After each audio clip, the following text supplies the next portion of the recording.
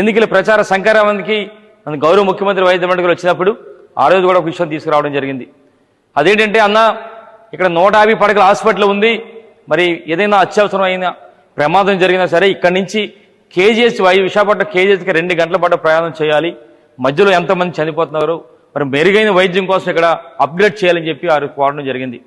వెంటనే గౌరవ ముఖ్యమంత్రి గారు ఏదైతే 4 సంవత్సరాల్లో కూడా సుమారుగా 500 కోట్ల రూపాయలతో ఇక్కడ మెడికల్ కాలేజీని ఏర్పాటు చేయడమే కాకుండా సుమారుగా 630 పడకల హాస్పిటల్ని మరొక సంవత్సరం తర్వాత మరి ప్రారంభించడానికి సిద్ధంగా ఉంది.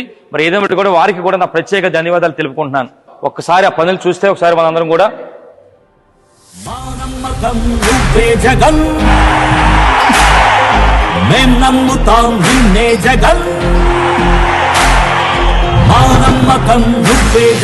మేం నమ్ముతాం నిన్నే జగన్, నువ్వే జగన్, నువ్వే జగన్, మా నమ్మకం నువ్వే జగన్, నిన్నే జగన్, నిన్నే జగన్, మేం నమ్ముతాం నిన్నే జగన్, నిన్నే జగన్, నిన్నే జగన్, మేం నమ్ముతాం నిన్నే జగన్, నిన్నే జగన్, నిన్నే జగన్, మేం నమ్ముతాం నిన్నే జగన్, ఏ నాటికి నమ్మాటికి నమ్ముకుంది నిన్నొకడిని మాత్రమే.